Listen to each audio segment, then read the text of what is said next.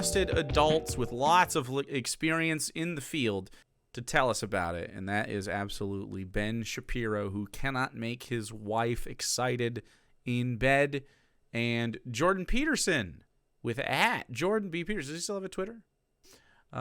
Sexual boredom is running rampant. Sexual boredom is running rampant. Interesting. All right, so let's hear what the problem is with sexual boredom for Ben Shapiro specifically and his pal Jordan B. Peterson. And this is actually not on Jordan Peterson's channel, but it looks like maybe it was. Like, it has the watermark, but it's not actually the watermark. It's embedded in the video. Okay. The amount of sexual boredom in the society is extraordinary. So you have more sexual choice and variety available than literally any time in human history, given free license by the state because there are no intermediate social institutions in which sort of informal mechanisms of disapproval could make themselves felt. Informal mechanisms of disapproval. Wow, you're hung up. Ooh. I don't think maybe sexual boredom's a problem. I think actually just vanilla people are bored, you know? And one of the things it turns out psychologically that human beings are turned on by is taboo. And so when you get rid of literally every taboo, then people tend to get bored. And oh, no. All right, check this out. This is what we've been saying to Ben Shapiro forever. So, you know this whole deviancy thing you're worried about?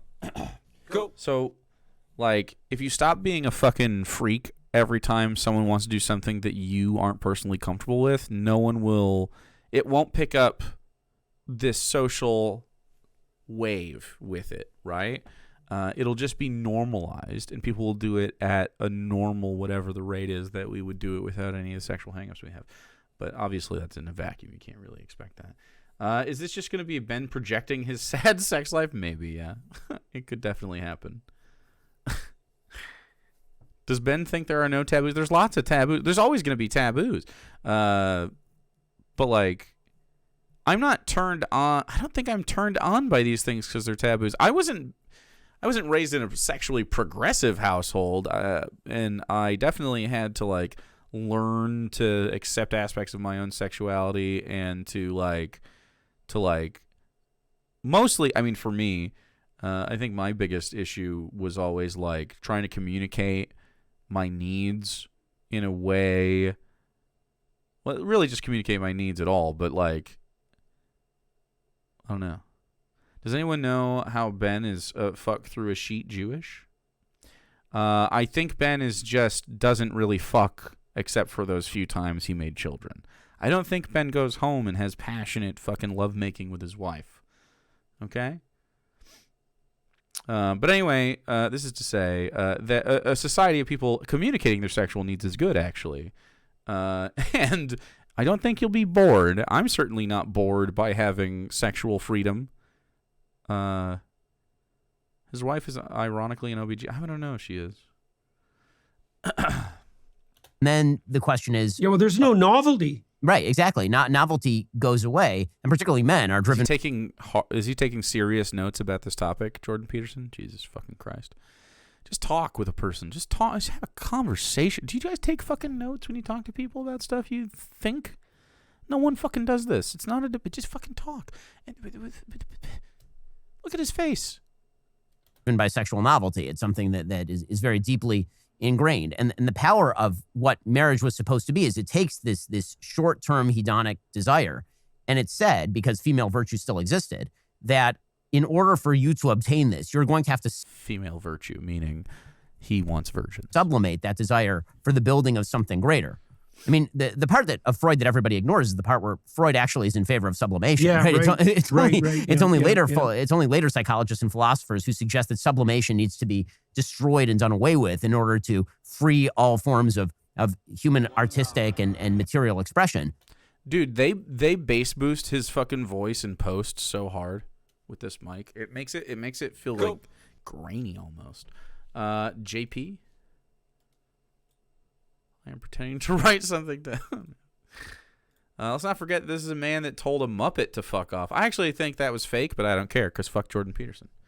I didn't know it when I posted it because it was in my boys group chat. And then later on people were like, well, I don't know. I can't really see. But he has got me. Jordan Peterson has me blocked. So it won't hurt him. Yeah, who gives a fuck? I don't care. Lie about Jordan Peterson. Who gives a shit? He told Elmo to fuck off today. I didn't know I was lying at the time. It's totally believable.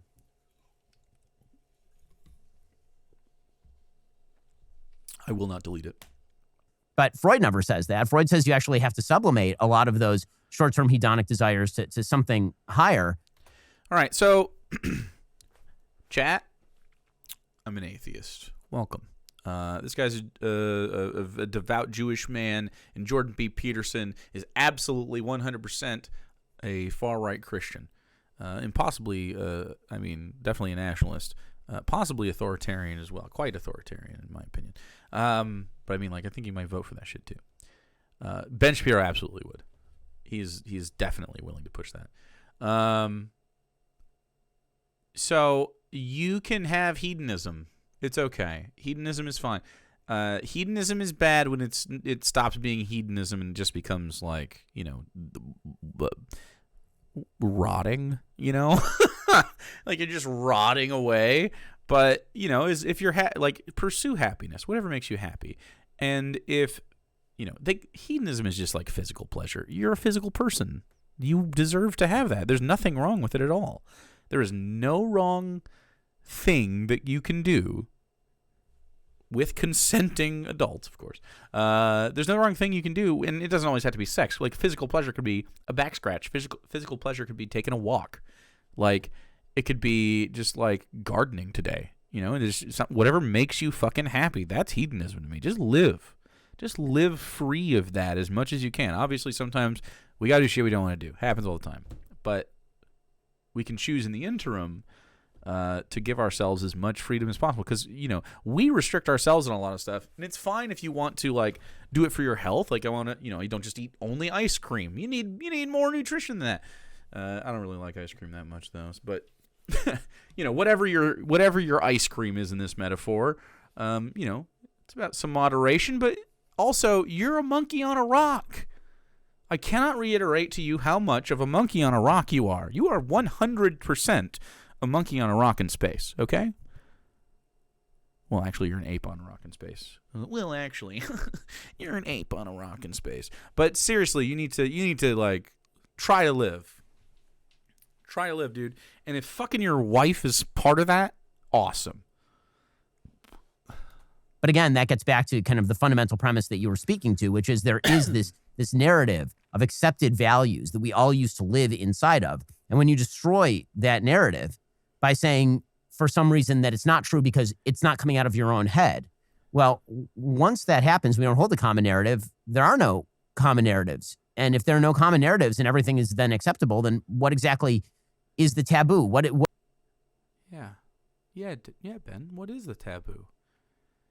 So his argument right here is essentially society is moving so far to the progressive side on issues of sexuality and self-expression and stuff like that, well, there's just nothing taboo. I can't even get sexually excited about things anymore. And people aren't. People aren't getting sexually excited about stuff anymore. He's saying, on the one hand, that sexual boredom is a problem, a bad problem, because there's just so much hedonism. But also, it's got to be good, because wouldn't it be worse for you, a man who doesn't want people to go out and fuck a ton, if they weren't bored at all and every day was a new adventure and they were fucking like mad dogs? How is this bad for you? Shouldn't this be like, oh, okay, well, this is just, it balances out. I don't even have to be a fucking weirdo. I can just let people live. They can't only have sex and do nothing else all the time. Look, I'm a coomer, chat. I'm not gonna lie to you. I like a little bit of fucking now and then. Maybe a lot of bit of fucking now and then. But I do other things. Most of the things I do isn't fucking. I look forward to having sex. I enjoy it. I put my heart and soul into the damn business, okay? I really lock in for the performance. Okay? But it's not even one of the top fucking 20 things I do. I mean, maybe in skill, but not in time spent, okay? I'm pretty good at it, though. Pretty good. Pretty proud of that. It's like having a good golf game, I think. I'm not a golfer. where does the sublimation take place? There is no sublimation and there is no future orientation, because what sublimation really is orientation of short-term in favor of long-term. Well, and in favor of other people, right? So it's long-term plus the social. Yeah, well, so you can do that. You can think about this technically as well. If there's That took a while to say. no uniting narrative, here's the necessary consequences. First of all, there's no higher order superordinate aim. And that means motivation itself on the positive side takes a hit, because we experience positive motivation and the impetus to move forward. So that would be curiosity, hope, inspiration, enthusiasm, even aesthetic interest. You're just saying fucking bullshit. He's saying, oh, well, these are some of the things that motivate. Yeah, okay. Yeah, that's some of the stuff that's motivating. You know what else motivates me? Getting my balls sucked on a little bit sometimes, okay? We like that. Sometimes you just want a little, you know? It doesn't only have to be fucking passion for fucking art and stuff, okay? Just relax. We're monkeys on a rock. Be a monkey on a rock. Fucking, shut up. People get so stressed out about this topic because so many people have these fucking takes. It's actually so much more simple than any of these. Just do what you want.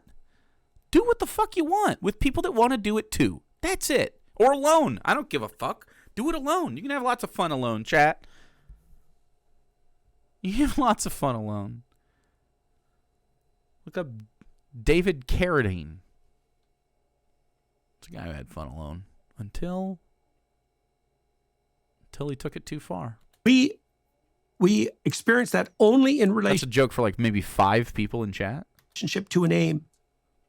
And so if you destroy the ultimate aim, you destroy the structure upon which reward itself is dependent, apart from satiation-induced rewards, right? And they produce quiescence, not movement forward. Okay, so you lose positive emotion. Then You lose positive emotion? you multiply negative emotion. And the reason you do that Why? is because one of the things that constrains your anxiety response is actually a calculation of the entropic distance to a given destination. Oh my god, dude. Oh my god. Ugh. Fucking just jacking off into your own mouth. This is Jordan Peterson's kink right fucking here, dude. He just, so gross. Why are we evoking interest? No, dude. Talk about sexual boredom, Jordan. Ben Shapiro desperately wants to have this conversation with you. Help him.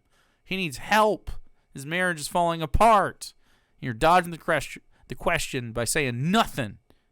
Technically, is if you produce a multiplicity of aims, then you increase anxiety proportionately. Now, there's probably some optimization function so that like a choice between 3 aims is great and a choice between 100 is devastating.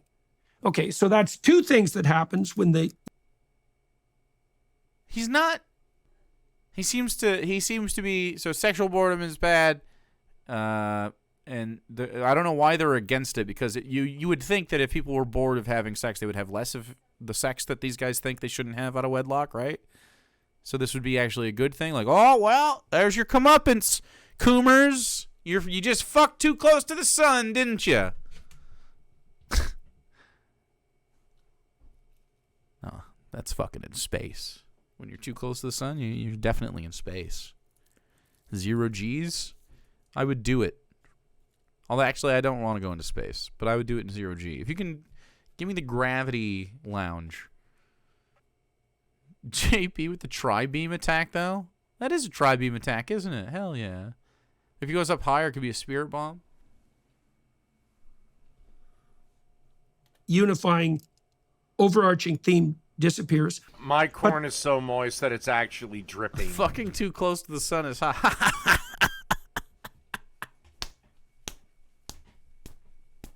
Good job, chat. There's a third thing too, which is something you pointed to. So there's a relationship between scarcity and deprivation and value, right? And so if you are surfeited by a stimulus, let's say, or a resource, so you're overfed.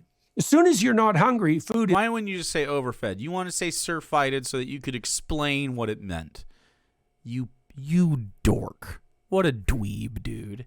If you were just going to explain it, say that. This is why you're a bad communicator. This is part of it. If you know a bunch of cool words, you could sprinkle them in every once in a while, okay? It's absolutely, it's like, you know, showing off in the group chat, and I do a paragraph and it has a semicolon involved, you know, some baller shit like that. Totally fine. But you can't just fucking always have semicolons in everything you do. I'll suck your dick. That's disarming. Thank you, Quebeca. It's not a slippery slope argument if it's Ben Shapiro making it, because Ben can't even make an argument slippery. Oh, I feel like this is overdue. Thank you. Bad communicator, but good propagandist. Yeah, I think it's because it sounds like pseudo-babble, right? Like it sounds intellectual. He is saying something kind of, but you know, you have to really fucking pay attention to what he's saying, because he doesn't talk like a normal person. He doesn't even fucking try to. In fact, he does it on purpose to try to obfuscate his bullshit, because he's a dumbass. He doesn't actually know what he's doing. And I think a lot of the things that he has anxiety about is, oh shit, I actually don't know what the fuck I'm talking about. Did you know his publicist said not to debate Matt Dillahunty after their talk? I agree. He shouldn't do that. Actually, I disagree. I think he should debate Matt Dillahunty again. That was terrible for him. Is of no interest. If you're stuffed, food is nauseating. Now, you remember in the Exodus seminar. If you're stuffed, food is nauseating. That's refractory. You're just discussing the refractory period. Like, you just wait until you're hungry again. You know what I'm saying? Feel me? Just wait until you're hungry again. It's a terrible metaphor, Jordan. I'll be hungry tomorrow. You better believe it. Okay? Fucking Kyle Kalinske meme pops into my mind every time I even get close to saying, like, hungry. Like, it's always stuck in my head forever. I cannot believe he would do this.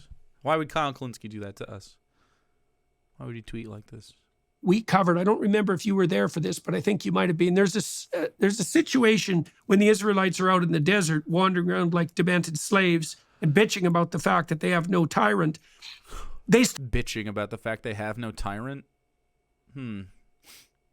Well, he hasn't had the capitalism is bad discussion, obviously. Start complaining about the fact that they don't have enough to eat. And God sends them like quails until they're literally coming out of their nostrils. Right, yeah. First they complain about the manna, and then, they complain they're hungry, and God sends the manna, and then they say, we're tired of the manna, we want meat. And God says, you're going to have as much meat as you could possibly imagine. Right, and here come the quails. God actually gets angry, and actually Moses, for the first time, gets angry at the people over their requests. God gets angry? That's an interesting quality for an omnipotent, omniscient being to have.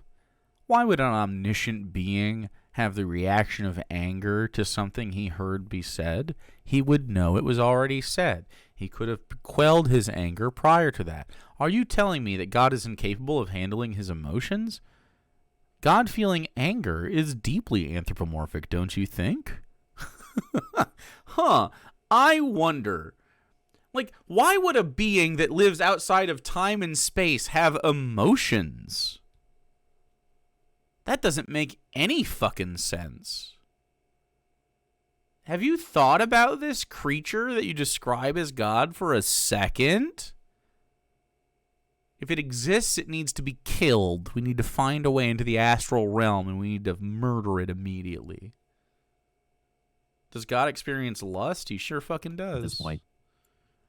Right. Well, and what happens is, because they have an absolute surplus of what they hypothetically find desirable, sex? They have a surplus of fucking. Yeah, everybody's just so fucking just over it. People have stopped enjoying sex because there's just too much of it. It's disgusting. And this is certainly the danger on the sexual front. We're experiencing a lot of global instability. Oh, cool. I love this ad That's great, Ben. So awesome. Thank you for interrupting Dr. Jordan Peterson. Get started. We don't know, like we actually don't know how much deprivation is necessary for proper sexual function to make itself manifest, right? Is that you have to, and it doesn't take much thought to figure this out. It doesn't take much thought to figure this out. I feel like what I said took less time than this, you know? He's just saying semen retention with extra words. Don't let them steal your seed. Everyone knows bitches just be stealing the seeds. That's what they're for. That's what they're doing. They're out here like little squirrels. Stuffing It's their a cheeks rare for the person winter. who hasn't primed their appetite with hunger before a Thanksgiving feast, right? You don't want to have a plate of pancakes at 5 o'clock if you're going to have a Thanksgiving feast at 6. You don't understand my appetites. Okay? I got the appetites. I don't really fuck with pancakes, though. More of a waffle guy. And you might say, well, why not? Because more is better. And the answer is no. You could have one pancake and then also eat. If you really fucking want pancakes on Thanksgiving Day, eat a pancake and also have. If you want both, do that. Who gives a fuck? Did you know you can have pancakes on Thanksgiving Day if you want them? Yeah, who gives a fuck? Why are they confusing food with sex? He can, because they're embarrassed to talk about the actual topic. The right amount is better, and the right amount involves a certain amount of deprivation. There's no right amount to have sex. There's probably a wrong amount. There's no right amount. Literally, appetizers exist, right? And I think I read this interesting article yesterday Did you? showing that Ooh, B camera. Let's fucking go. women are more likely to lose romantic interest as a relationship progresses than men. I don't think that's surprising. This is due. I mean, we could ask Sarah to talk about this. I'm sure she would understand. But really, what my understanding of this is typically that men get lazy and settle, and women get over that. They get over that fast. Go. Like, did you know that you can still be a good partner after the first 3 months of your fucking relationship? He just wants to be edged every day. Hey, look, if that's what you're into, I'm down with that. Men get complacent and they stop appreciating their ladies, and women are taught from an early age that they have to fucking like serve men constantly, and that dynamic plays out in a lot of relationships. They're higher in trait neuroticism, so they're more likely to experience negative emotion. And then women have more, their response to sexuality is more multidimensional than men because the risks are higher. In any case, Are they more multidimensional? I don't know. Maybe most men probably. You know, maybe that's true. I don't know what that means though necessarily. It's just sort of. It's pretty vague. Stop with the hands? He will never stop with the hands. one of the ways around that is for He will never. men and women in a marriage to stay apart from each other for It's his periods favorite of, these researchers looked at 8 hours. If you get some distance, the desire reemerges. And then you were talking. That's such like a classic cliche that's not necessarily true. I mean, the only thing that's true about that is not distance. It's not distance. It's privacy. It's personal space. Personal space is what you need in a relationship. You don't need necessarily like physical, geographical distance. You just need to be able to be alone if you want to be. You just need to be able to have space for yourself, in your own space. One that isn't deeply affected by your partner and they're always fucking in your shit all the time, you know? About novelty. And so this is pretty interesting too. So you said men will chase novelty in a sexual relationship. Well, I think everyone chases some novelty from time to time. It's not about novelty necessarily. It's just about like new experiences. Monkeys on a rock. Monkeys on a rock. part of what is incumbent on married individuals is to figure out how to keep that novelty alive, right? So that means that each of them have to be transforming. And I think the best way to do that is in relationship to a spiritual pursuit. Well, now we need a spiritual pursuit. I wonder which spiritual pursuit.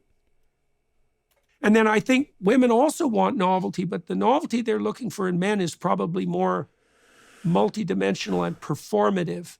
Performative. It's probably performative. You know, it's interesting talking about what women want without any women present. It's pretty interesting.